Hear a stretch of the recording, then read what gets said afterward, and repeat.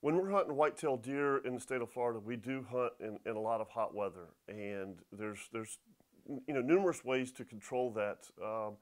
The first thing that I do is I wear a lot of Under Armour gear, the cool gear. You can't wear any heavy gear whatsoever. You got to obviously have a long sleeve shirt on and long pants, but you want to try to keep your gear as light as possible. Take care of your gear. Make sure you store it in a place that there's not going to be a lot of human odor. The other thing is obviously take a shower before you go. But the biggest tip that I could give people is whenever you're going to your stand, don't get in a hurry. And the reason I say that is because the more in a hurry you get, the more you sweat. Take your time walking, take your time getting up into your stand, and then if even as once you get in your stand, I will take non-scent wipes, and once I start cooling down, I'll take a non-scent wipe and I'll wipe the sweat off with my hands. But the biggest thing is that you have to control that sweat, because that's obviously these deer are very spooky. But the non-scent wipes and taking your time is the biggest tips I can give you.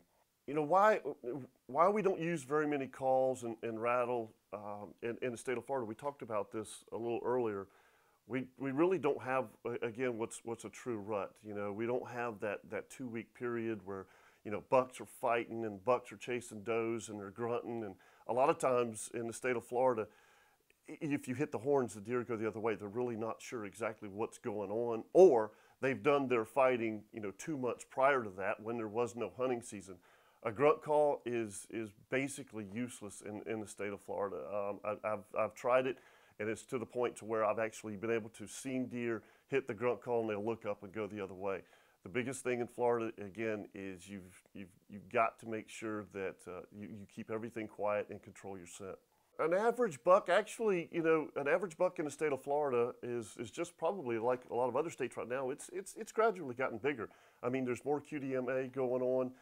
There's a lot of guys that are passing up small bucks where, years ago when I was growing up, if you shot a spike, it was a big deal. But a truly big buck in the state of Florida, they do kill some Pope and Young bucks in the state of Florida, especially in the Panhandle. But I would say the average really good buck is going to be somewhere, if they scored it, 115 to 120.